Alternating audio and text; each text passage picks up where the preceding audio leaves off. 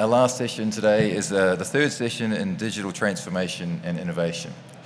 I'm not going to give a great overview of the subject. I think the thing is to get straight into our presentations and maximize our time. So the first presentation is Dr. Stefan Weik, who's the managing partner from Blug, who's going to talk to us about port as a service, digital business models for ports and terminals. All right, Stefan, over to you. Thank you, Paul, for this introduction, and thanks everyone for being here at this late stage of the conference. It's good to be back here in person, and as Paul announced, I want to talk about ports as a service, so about digital business models.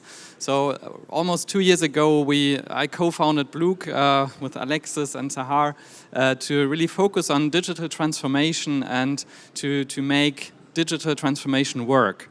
And so we really have a high focus on making this work with people in the center. I want to focus today on things as a service. So I want to start with software as a service, SaaS models, which is probably very well known to everyone. So or the software, or most of the software vendors go into that direction, paying per transaction, not on premises anymore, having a subscription model, and without any infrastructure requirements, apart from, of course, internet connectivity and stability in that sense. Expanding this to other things. So there's a Wikipedia entry for everything as a service, XaaS. So everyone knows it from consumer perspective, music, like music services, movies, and of course in the digital world you have data storage and of course server capacity. So to use it only if you need it. Then you have blockchain as a service, business processes as a service, security as a service, and even more non-digital things as well, like bicycles, like swap feeds, or cars as a service. And I was quite surprised to see that you also have humans as a service, where you can really hire humans as a service. And there's also ransomware as a service, so also the criminal people use this idea. And the idea is really to provide, in a way, productivity or services without investing too much in infrastructure. And then I was asking myself, so what does it mean to our industry, to the ports industry, to ports and terminals?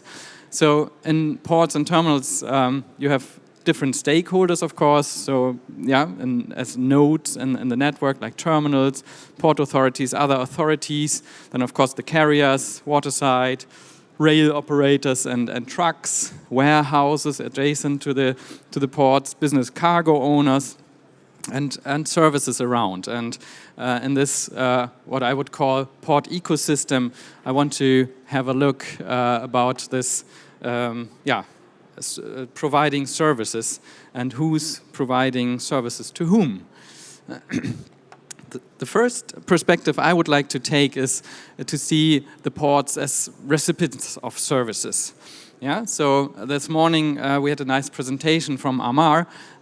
He was stating, as CEO of TIL, that he wishes to the software providers to be more involved in the operations, to have more commitment, not only to provide, in a way, licenses and so on. And that's basically the idea of this software or terminal operating systems as a service model, to in a way sell productivity and reliability more than, in a way, the time of using the system on site. So what we see here, if we walk around the TOC conference, so we have a lot of, almost every IT provider is offering cloud-hosted solutions. So that's quite common already. So bringing, in a way, the software into the cloud, making it available via internet, and to minimize, in a way, the physical infrastructure on the terminals and ports.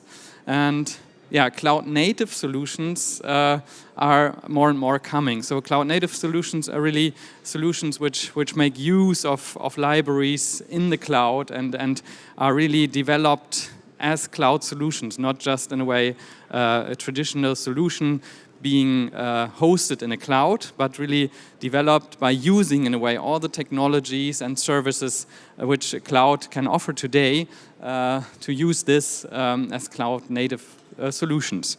And of course, what still remains in this IT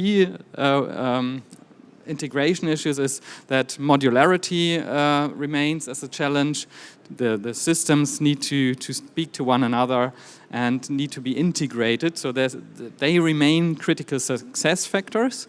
And what we see more and more, if we're looking back, I'm in the industry since 15 years now, and at the beginning everyone was really hesitant to, in a way, go into the cloud, was afraid of sharing data and afraid of cyber security and so on. And now I think the overall acceptance has very much increased, so everyone sees the benefits and understands that maybe it's even more secure in some issues to use cloud systems than to host it in an own environment. So I think this is covering, in a way, as I said, I'm covering this perspective as terminal operators or port authorities receiving services from IT system providers. I think this is quite far already, and will keep on going into more cloud-native solutions. Of course, the modularization of terminal operating system landscapes, so to offer more microservices, smaller services like AI-based decisions for stacking and so on, will still increase, and in a way this being cloud native will render this more flexible, that you can in a way book and try a certain service for 1 month and then measure is it worthwhile to use it or not. The other hand, on the previous slide I was referring to, in a way, offering physical things as services. Yeah, I think it's more, therefore I put a question mark there. Of course, for container handling equipment and providers of physical equipment, therefore I'm looking forward to the discussion with you, Anton, maybe as a provider who offers both. Yeah, you have physical infrastructure and digital infrastructure. So I think regarding, for example, maintenance issues, maintaining cranes and so on, and measuring, doing preventive maintenance. So that's quite we see it quite often already as a service. Yeah, and if you take further steps beyond, so will we see someday maybe container handling equipment as a service? So STS cranes, so large equipment providers offering, not selling in a way their cranes, but offering them a certain key crane productivity as a service, and with a big question mark, of course, and maybe we can use this as one aspect in our discussion afterwards. But to me, digitalization, of course, enables these things, and having a look at these, receiving services, like we heard this morning as well. Amar from TIL has this issue to, in a way, optimize and minimize the unproductive moves, to make his service providers as IT systems do more in coming over this. But I want to change the perspective now and to see, the ports themselves, the terminal operators themselves, they are, of course, service providers to their clients, in handling goods and containers. And of course, digitalization offers to them additional business models which are based on data. So digital business models in that sense. And again, cloud technology and all the increasing computing capabilities using networks of servers and so on, this enables us to handle more data. Yeah, this is and technology, of course, to cope with big data and to draw, in a way, conclusions out of data, AI based or algorithm based, whatever. But this is already what's there. And yeah, of course, no news to you. Ports and terminals are nodes in the global logistics network in a physical sense. So the goods are transferred there. And if you if you think of the digital counterpart, so we heard about digital twins during the conference. So in a way, transferring these ports as nodes in the digital sense. So in a way, having the accompanying data of the goods and being transferred through the ports offers new opportunities as well to ports and terminal operators to offer additional services. So when we support our clients in this digitalization issues, we tend to ask first which data are handled, through the port, through the terminal. Which data do you have? Which data do you own? What is the ownership of the data within your digital infrastructure? And then the second question is, what is the value of these data? So there are a lot of data publicly available, right? So AIS data and so on, and you could potentially put them together and create added value out of it. And to really have a close look to whether the terminal operator, the port operator wants to go into that direction, to see what is the value of the data. So and we see three different steps in there. So one step would be in a way to increase the productivity of the terminal, for example, to use in a way the knowledge based from the data to be better and more efficient in the traditional operations. For example, if you have a good ETA prediction and if you have a good prediction of where the container will be delivered and when it will be delivered, you can adjust your stacking strategies to this, and this will, in a way, by digital means, improve the physical model. And then, secondly, you can also find new ways of in a way, adding service to your clients, not only handling a container, but also offering him real-time information about where the container is to in a way, warn him earlier if there's a delay. So you can, in a way, add to your classical services, to your classical physical business model, additional services to the client, which can be payable by the client, to improve in a way the service quality and what the client of a terminal operator or a port authority would need. And the third stage we see is that you can gain in a way new clients, right, where you're not collaborating with today, like cargo owners who want to know where their goods are. And that's a key question, whether terminal operators want to do this and what is their purpose, for example. And this is what I would also like to discuss in the session afterwards, because one example would be using OCR data and damage detection, and this is data if a terminal operator uses OCR gates, then they have data and also kind of proofs and knows the states of the containers. And could this be a service a terminal operator can offer to the client, to the shipping line, to in a way show him or share with him the condition of the container? That's just one idea, which I'm happy to discuss afterwards. So yeah, the key takeaways. I hope I'm still on time. To my understanding is, the digital infrastructure is clearly an opportunity to ports and terminals, because, as I mentioned, you can increase the service levels of today's classical operations, and I think this is a very important factor to remain competitive. For example, a port authority probably does not have the interest in gaining new revenue models and selling data, but they have an interest to be attractive as a port and to attract, to fulfill in a way the transparency needs of the clients of the ports, so to increase in that sense the service levels. Then to gain new business partners and new revenues, And of course, for example, knowing the ETA saves fuel, and this can in that sense be environmentally sustainable to use in a way the physical equipment more efficiently.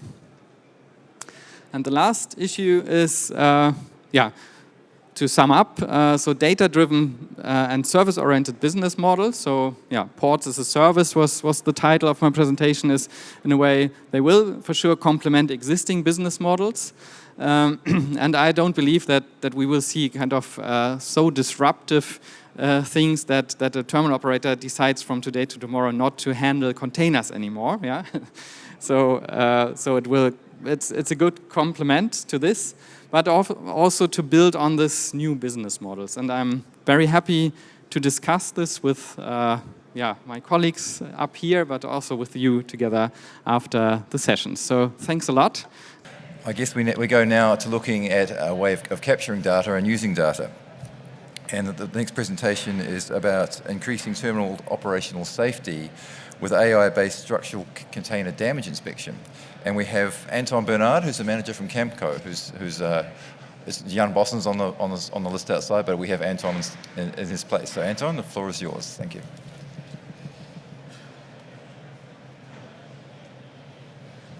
Okay. Good afternoon, everybody. I hope you're not too hungry, so that you can enjoy some of the presentation. I guess everybody knows a little bit Camco. So Camco Technologies, based in Belgium.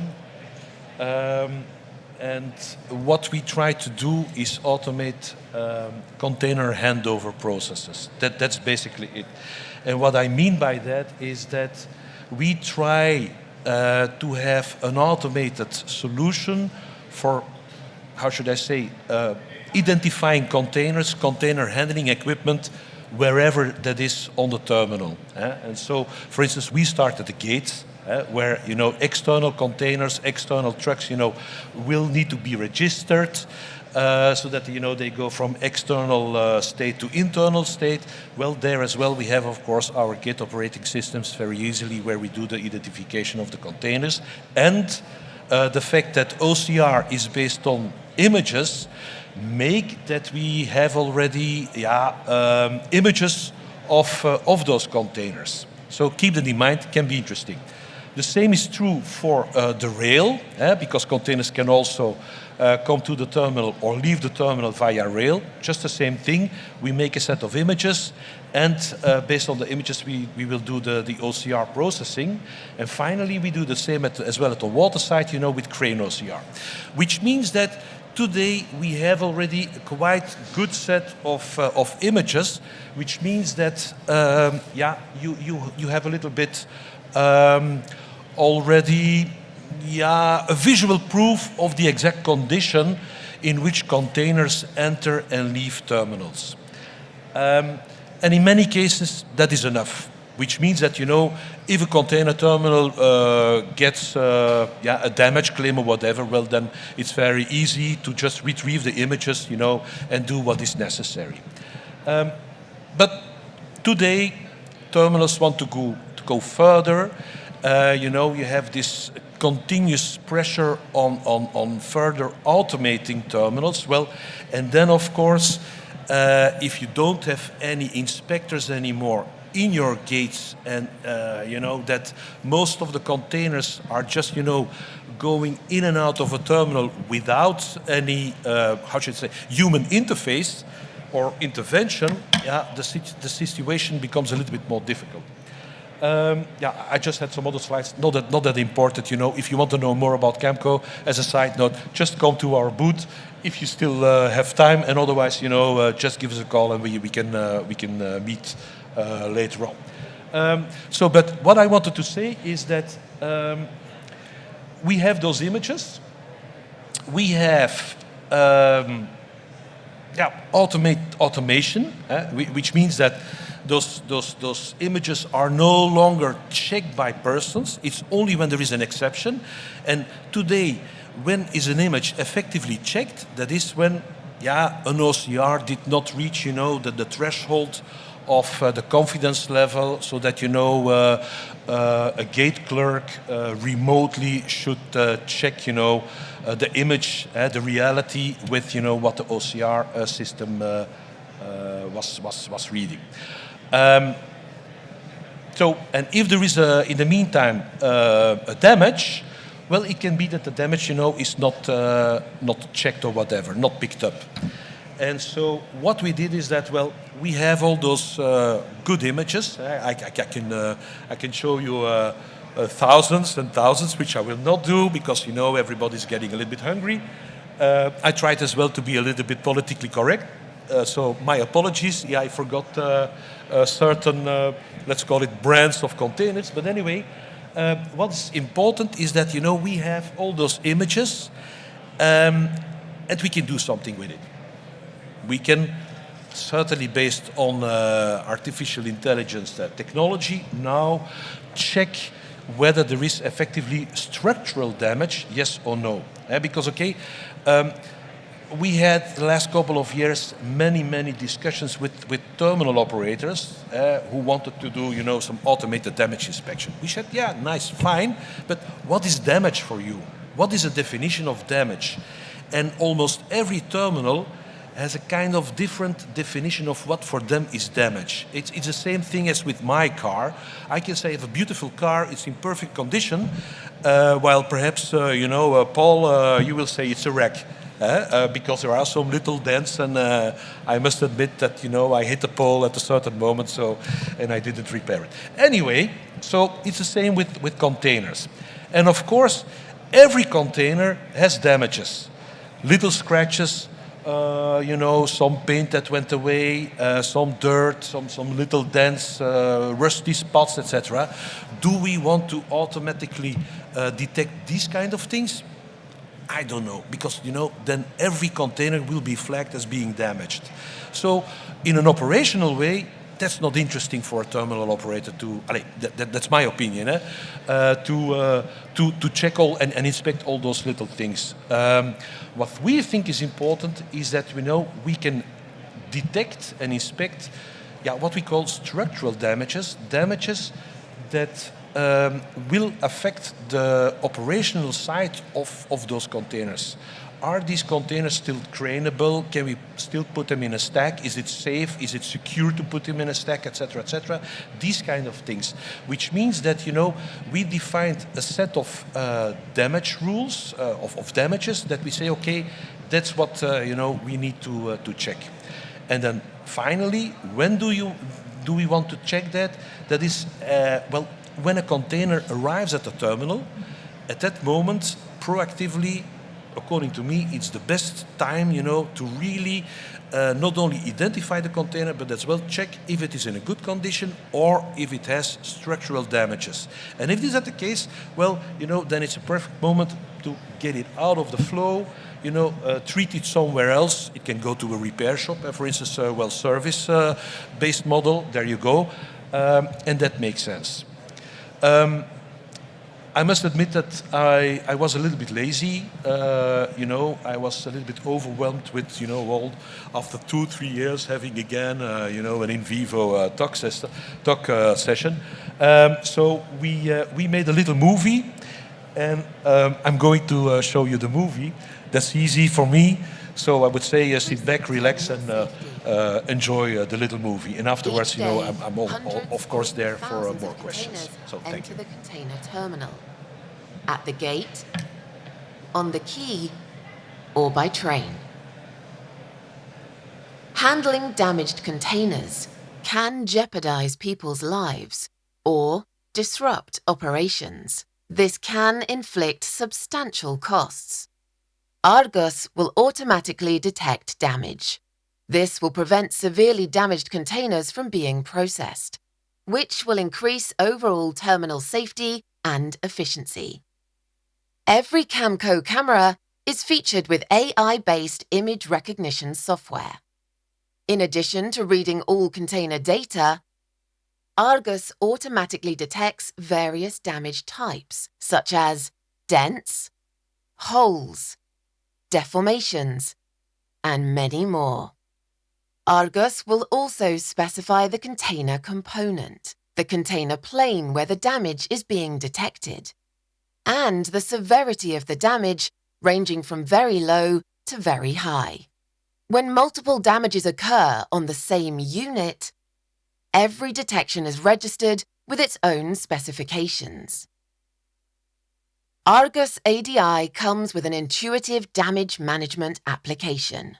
The Argus Operator tool allows for every reported damage occurrence to check on the pictures, damage type, component, plane, and severity. Terminals can customize the reporting for every damage type. By controlling the severity threshold, terminals can fine-tune the process of damage verification by operators. Terminals can, for instance, concentrate on containers with a high security risk and set damage thresholds for reporting severe rail deformations, or adopt settings for reporting minor damage types depending on terminal process organization.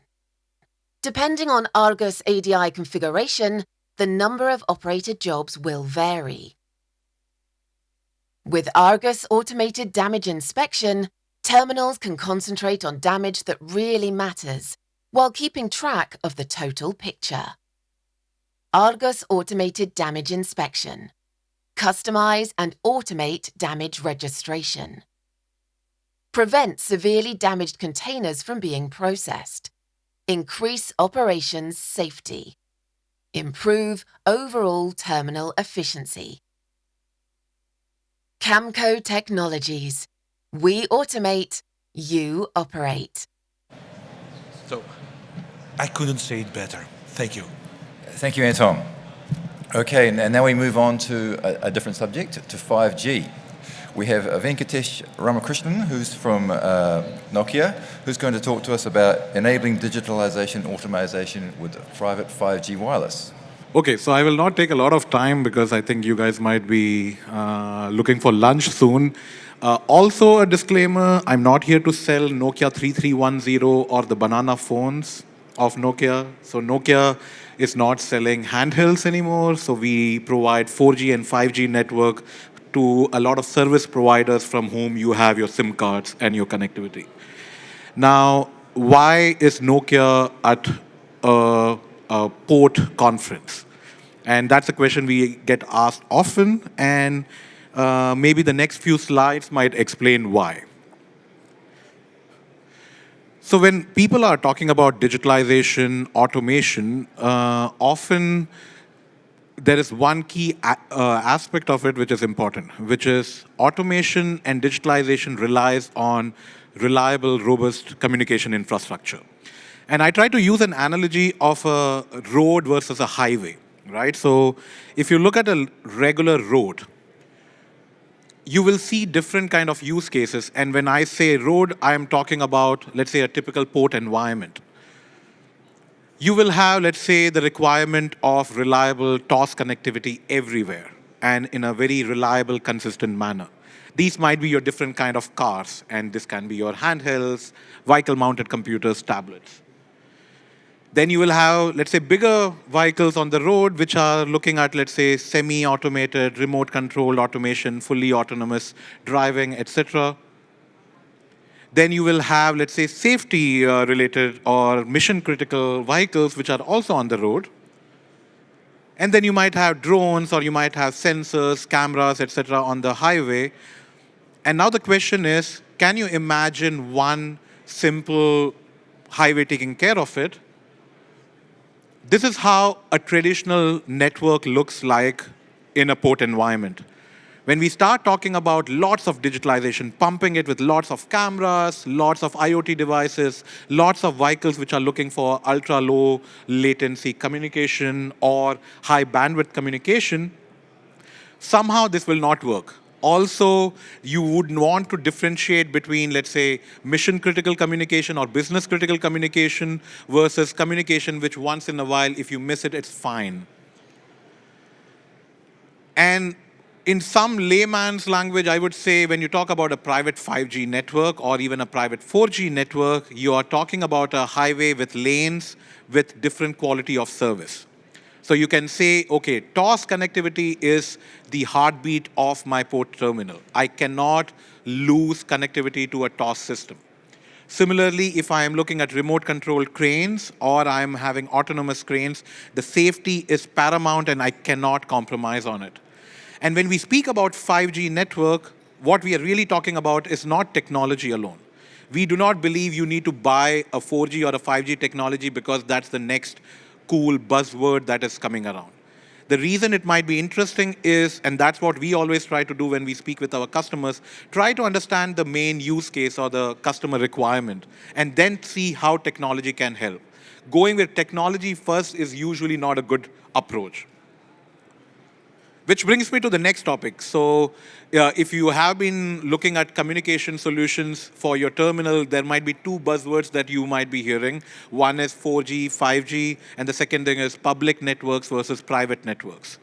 So to give a very quick explanation, when you talk about public networks, this is what you guys have on your personal phones. The SIM card that you are buying from the Vodafones of the world, the AT&Ts of the world, those are public networks. When you talk about private networks, you're talking about an exclusive mobile network that is built just for your terminal. And again, there are a lot of players who would have spoken to you already about 5G, and I will not spend a lot of time here. 5G comes in different flavors and components, right? And there are different aspects of the technology which can address different use cases. On one hand, you're talking about high bandwidth. How long will we be able to pull cables to each and every corner of a port terminal? The civil work required for pulling cables is crazy. Similarly, when we speak about, let's say the OCR detection technology, again, there might be sometimes need for putting cameras at locations where there is not a fixed camera before. Maybe these cameras need to be connected wirelessly as well. That's where the first aspect of it comes in, which is super high uplink and downlink requirement. Then we speak about ultra reliability. So we are all speaking with a lot of the manufacturers of cranes and let's say chase, and you realize that the usual requirement that they are talking about for semi or remote operated cranes or for autonomous straddle carriers is anywhere between 40 to 50 milliseconds. Now, when you talk about 6 nines, what it means is 99.9999% of quality of service, which is provided by a private network. Which means you can safely go and say, when I deploy this particular service, I will ensure that safety is paramount and in the front of my deployment. The last thing is the IoT. So one of the main challenges when it comes to deploying IoT sensors is the bottleneck of replacing batteries quite often. And secondly, when you talk about traditional Wi-Fi deployments, they have a capacity of a certain number of sensors that can be put in. In the future, when we say digital twin, digitalization, we are talking about thousands of sensors that will go into a port environment. Will they all be able to connect to a Wi-Fi network? Maybe, maybe not. And this is where the release 18, which will come by, I think, end of 2023, will be interesting because not only are we talking about thousands of IoT sensors that can be connected to the same 5G network, it will also consume less energy. So that means the battery life will be longer for these sensors. So that's a little bit of the 5G. And again, I will not go into the technology aspect of it. What you might want to look at is these technology characteristics, how can they solve some of the use cases that you have? And the other aspect of it is the private network. So as I mentioned, you are talking about a bubble network. And 4G or 5G, the technology choice depends on you. It depends on what use case you have. If you are talking about 40, 50 milliseconds, even a 4G, private 4G will be able to fulfill this requirement. We have done deployments on LTE where this was fulfilled. But if you're talking about lots of devices and have a strong digital vision, where in the next 5 years you plan to introduce a lot of automation, a lot of IoT sensors, a lot of chase, for example, then private networks might be a good option. Especially if it's a greenfield, I can even go ahead and say the total cost of ownership of a private LTE or a private 5G network over a 5-year time period in a greenfield deployment is actually lower than a Wi-Fi deployment. Simply because the number of access points that you need to install in a terminal will be way lesser than a Wi-Fi deployment. And now you have a whole range of industrial devices that can work in the LTE and 5G. And you might have already seen governments in different countries are announcing dedicated private spectrum for the industry because they want to encourage a lot of the industries, manufacturing, ports, mines, airports, to go ahead and explore this technology. Maybe a last slide on what we have been doing. So this is not our first rodeo. So we have been in the port environment for some time, and we have also deployed successful private LTE and 5G networks at a lot of port terminals. On the left side, what you see is what we usually are trying to pitch. As you might see from the slide, even though we are a technology or a communication solution company, our main business is not to pitch communication solution. Our idea is to say, these are some of the usual use cases that we see. How can our technology, either a 4G or a 5G private network, help you solve it? Whether it is the reliable TOS connectivity, whether it is replacing the existing radio or Tetra solution with a voice communication. Are we talking about remote controlled operations of the chase? Are we talking about drones, remote reefer monitoring? All of this can be connected to the same base infrastructure of a private mobile network. Then you do not need to look at multiple different investments, one for voice communication, one for data communication, one for IoT communication. And we have done more than 450 private wireless deployments across the world, across the industry. So as I said, we have by now quite a strong experience in it, and we see it going quite well, especially along with the Industry 4.0 wave that we see across industries. And within the port environment itself, the ones that we can share in public, so we have worked extensively with Konecranes, Kalmar. We have deployed private networks in North America, Latin America, Middle East, as well as Europe and Asia. Some of the popular ones being Hamburg Port, Port of Antwerp, Port of Zeebrugge, then also SSA Marine in the US. So these are just some of the examples. And I'm very happy to receive questions from you and to have a discussion later on. Thank you. Okay, we have some time for Q&A. Before I ask for any questions from the floor, just one thing on my mind about Anton's presentation that struck me, a question. You mentioned the damage inspection software is in every Camco camera already. Is it a firmware update over the air that's available, or? It's a little bit more than a firmware upgrade, but let's say we have now a third generation of cameras, and they're capable of doing this damage inspection. Yes. So once you have the third generation, we can offer this functionality. Okay. So is that most of your the third generation? Is that a relatively new? No, that's already 2 years that we are rolling it out, and so almost most of our customers these days have that capacity. So we are upgrading almost everybody. Okay. Yeah. Thanks. Do we have any questions from the floor? I know it's late in the afternoon, but you must have something pressing on your mind you need to find out before you get on the plane. No, okay. Hi, Christophe, you have a question? Making a joke. Venkatesh, can I ask you, ports have struggled with Wi-Fi for years. It's been a problematic system because obviously people come and do an RF spectrum survey, and it's a bit like coming in to do interior decorating in a house, and then the next day all the furniture's in a different place because the containers are continually moving. Is it any better for 5G? And if so, how? So usually when we are speaking about Wi-Fi and then 4G or 5G, it's not that one is better than the other or vice versa. It's just that they have very focused requirements or usage. So Wi-Fi, when we speak about it, it was built for IT environment. So office environment, as you rightly said, for static environment. But when you talk about 5G, there are two aspects which are interesting. One, 4G or 5G, any of the cellular technology is built for mobility. So when we are taking a call on a car or in a train, usually we do not see drops, or usually the quality of service is quite high. That is because inherently cellular technology was built for mobility and a lot of traffic. Secondly, there is this aspect of licensed versus unlicensed spectrum. Now, when you talk about Wi-Fi, the reason it is super attractive is because you can switch on a Wi-Fi anywhere without asking for regulatory approval because it works on this unlicensed spectrum.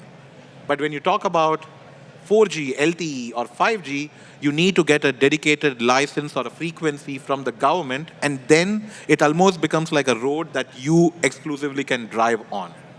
And by default, a licensed spectrum is lower frequency than Wi-Fi. So I'm going maybe a little bit into the physics aspect of it, but the penetration through metal is way better with a 4G or a 5G technology. So especially in a port environment where you have different container stacks which are moving regularly, you have a lot of chains which are heavily metallic, or you have huge vessels, invariably 4G, 5G technology actually works better with the reflection with the metal. So that's why when we have done some of our deployments, the performance of coverage as well as reliability of coverage has gone up just purely because of the basic physics of the technology. And with something like AGVs, we tend to see with Wi-Fi sometimes an access point on every vehicle. So it becomes quickly very expensive. Indeed. But also that you can't be without the data or the machine does not move. So the cost of that is justified. With 5G, will we see similar things where there's a lot of terminals have to build in a lot of redundancy in order to guarantee the performance is going to be that 99.9 level? Or is it a case of effectively having one or two access points for the whole terminal, as you mentioned at the Greenfield site? So as I mentioned about this licensed and unlicensed frequency, right? So the way the government still puts a little bit of regulation there is, if I have a Wi-Fi access point, I can use an unlicensed spectrum, but technically you can also use a Wi-Fi access point. But if I am putting, let's say, full power on my Wi-Fi, it will automatically start interfering with your Wi-Fi because it is using the same frequency. Now, the reason why 4G or 5G is interesting and it starts using lesser number of radios is because you can put a higher power output. So one radio will be able to cover a large area. And a very back of the envelope calculation is, if you have a slightly complex environment, 1:6 is the calculation. So for every 6 or 7 Wi-Fi access points, one mobile radio would be good enough to cover it. And of course, if there are, let's say, mission critical requirements, of course, we give in our SLAs, let's say 99.99 reliability, but if they still want to be sure, we offer an additional redundancy of one more radio just in case the first one goes down. But that way, we can always build the architecture like that. Okay.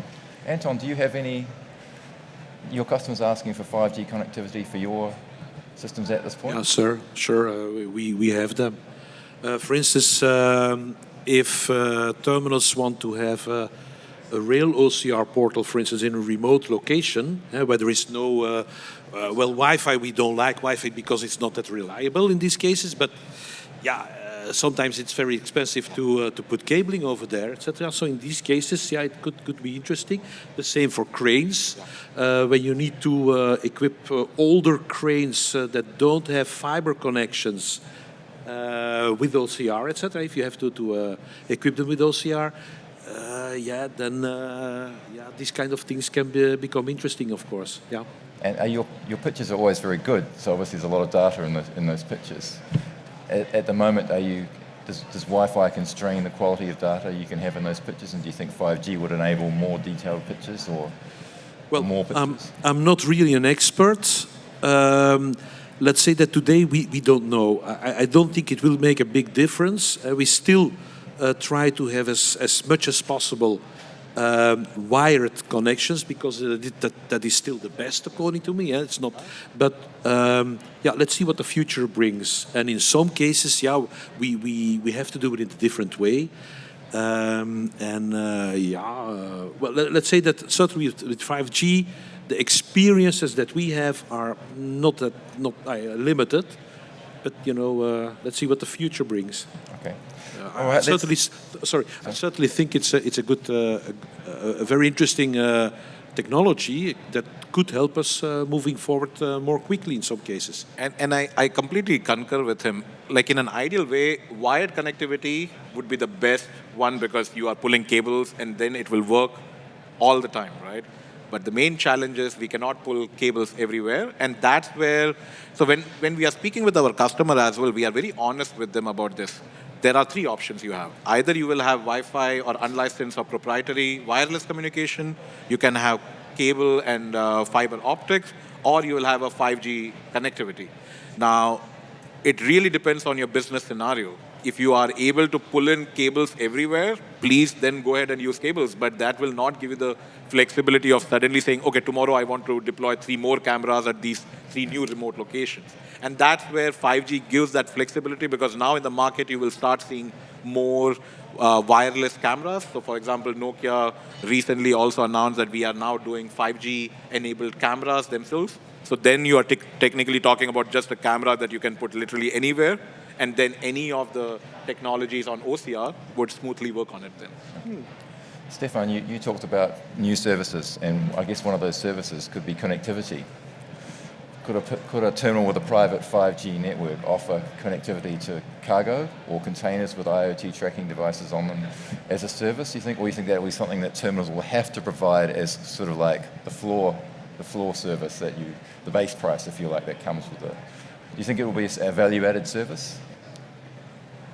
Yeah, definitely. I think this is also what terminals require in a way. They need to provide in a way service and reliability and service quality to their clients, and the more digitalization they use and the more dependency, for example, in automation, you really depend on connectivity. So connectivity becomes or is mission critical in that sense. So that's definitely an added value to the industry to have a kind of connectivity base, to have a guaranteed connectivity with all the pros and cons as well. So it needs to be bi-directional in this business model. Yeah? Not only penalty based if you don't deliver in a way the sufficient connectivity, but if you in a way exceed or if it's more successful, it needs to be attractive to both sides, of course, this orient. Anton, damage inspection is an art, more so than a science. And if you look at the Institute of International Container Leases, they have criteria about what is damage and what repair needs to result from those damages. Can you build this into the intelligence of the software? So you take a picture of the camera, just the box, and it says this is a level 3 repair. It needs a weld this big using this material. Yeah, the answer is a clear yes. So that is something that we can do, so that at the end of the day the terminal just have to work not with images or damage definitions that we gave and the flags, but we can link it with those certifications. Let's say, the standard definitions. Let's say, yeah. And is that more for depots than terminals, or? I don't know, honestly. It's fairly new, but it depends a little bit how the terminals work. There again, my experience is that everybody has its own way, and sometimes they want to go in that direction, work with the list of all the damage codes. Let's say, in other cases they say no, it's fine. We just want to use what you have. Depends a little bit, and honestly, I don't know. I don't know an answer if depots is going to use them more than terminals. I have no idea. Okay. To be found out. Stefan, you have something. Yeah, I have a direct question to this. Do you also use in a way the terminal's experience in training your models? So continuously, because that's one of the big challenges of damage inspection. Is you can define several damage ranges and definitions, but then you need to have images with that specific damage And that is a challenge because, it's sometimes difficult to find enough different images with that specific damage so that, we can train the system. And how we do it is that, if we have a set of those images, we will train the system, then try again, see what is happening, how the system will react. Does the system detect the correct definition damage, etc., etc.? If that is not the case, then we will redo the training. It's really typical standard neural networking, deep learning, and not always easy. And this is also our experience. If you just focus on one terminal, you usually don't have the sufficient amount of data feeding into the system. If you have a kind of network, and if everyone agrees in a way, in the end of your clients to share these data to increase the quality jointly, then it's an added value, right? Yeah, absolutely. Yeah, but in the beginning, it's still a lot of manual work, because if we detect a damage, well, if it is effectively a damage, so you still have to cope with the false positives and the false negatives. And so in a first phase, we will ask the gate clerks to do a validation. And so in some cases, they will say, that's not a damage, for whatever reason. And then we have to, log that, of course, and with that new information, we have to teach or train the system again so that, they understand that effective little thingy that we saw is not damage, or certainly not structural damage. So it's a journey. I guess it will never end to come to, always higher accuracies, but okay. I just wanted to say, so one of the things that we often are talking about, because everyone is saying data is the new oil, everyone is looking for data and controlling the data and having the ownership, and we keep saying, yes, it is absolutely the case, and 5G is the refinery that is pumping that oil. And actually speaking about these different sites, right? So as Nokia, we are working with the whole supply chain. So we have individual conversations with warehouses which are interested in private 5G. We have port terminals who are interested in private 5G. And we will have airport cargos who are interested in private 5G. But a lot of times, the interaction between these nodes of that supply chain is not happening. And that's where I think that data orchestration, because for the end customer, they are interested in that whole end-to-end supply chain, right? If I'm a big retail company, I'm interested in that end-to-end supply chain and how it is functioning.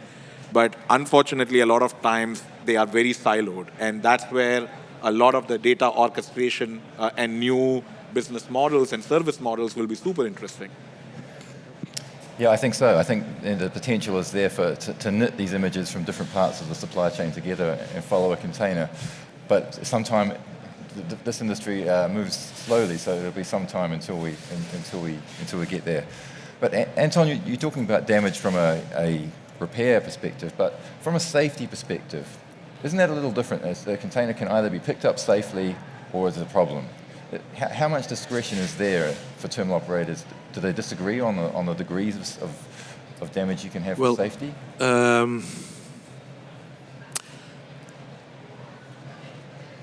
You have container terminal operators that are really saying, automated damage inspection, I don't need it. What's the added value? Because, they still have inspectors working around, or they have already procedures in place that, damaged containers that are no longer capable of being stacked, etc., are, already put somewhere else. But the more you automate and the less people you have walking around, working, in those environments, the more chances you have that a damaged container can, go through the filter and still, being stacked or doing whatever. And then, of course, it can become a security issue as well, because just imagine that, you stack a container that has a damaged frame, so that, if you put another one, which is perhaps too, how should I say, too heavyweight, that the other one will just go down, and then it's becoming an issue, of course. And according to me, the more and more we go in that direction of automation and less people and doing things, or should I say, focus on the exceptions, and that the normal containers, when it's all right, can just go in, etc., etc. I guess then that these type of systems can become more important. Could you find, if you can find a damaged container, could you also find a twist lock left on a container under a crane? That's a very good question, and the answer is yes. Yeah. So that's something that we are working on as well, and that's again based on image analysis, so that effectively with the AI, etc., etc., that you can detect if a twist lock remained, on a container, because that effectively can be a nasty thing as well. Yeah. Yeah, we've seen these stories about the ASD crane dragging the containers. All right. Absolutely. Do we have any questions from the floor? We've worn them out, I think, from the 3 days of this. Okay. It just means they are experts at all these 3 topics. That's why they don't have any questions. Okay. They know everything about 5G. Okay. Yeah. Well, unless you, the 3 gentlemen have any further comments, I think if not, we'll wrap up. Stefan, is there anything you want to add? You think? Yeah, maybe just one final question to both of you, because I was trying to explain about business models, offering something as a service. How are you? What is your opinion on that in your model? Do you have the idea to offer connectivity as a service, or damage detection as a service? What do you see on the client side? Is there really a demand for this, or do they tend to buy physical infrastructure rather? So we definitely see network as a service as a direction in which the industry will go. But at the moment, we are working towards, so if you look at the number of port terminals which are slowly asking for private 5G, private LTE, private 4G, etc. So I think it will be a brief period of them adapting it, because there will still be a little bit of this industrial change management that needs to be taken care of. But we definitely see in the next 5 years, network as a service with key integration to business KPIs would be a super important player or a concept as such. We do agree. Yeah. Haha. No, well, it's what I said before as well. Of course, if a container enters, or let's take some other example. In the US, you have all those chassis. Well, there as well, it can be interesting to proactively, at the moment that a chassis arrives at the terminal, that we can detect if the chassis is still okay or does have some damages. Landing gear is missing, lights are missing, there is a thing that is bended or whatever, and get at that moment already get it out of the flow so that it can be repaired. Well, then you have the service. If the terminal does have a repair shop, okay, they can send all the images to the customer and do all these kind of things. And at the same time, it can be saving a lot of time and money, because if you have this damaged chassis going into the yard, and there is a truck driver that needs to pick up that specific one, and in the meantime there is a unit on it, well, he will do his checks and say, I can't drive with that, out. And then, it starts, all right, we need to change the unit, find another chassis, etc., etc. So those are perhaps stupid things, but, it can mean a lot, and they can save a lot of money and time with it, so yeah. Okay. All right. Well, thank you very much for the session. I think we did really well considering we had the last one of the day. Thank you. All right. Thank you for having us. Thank you for listening. Thank you. Thank you.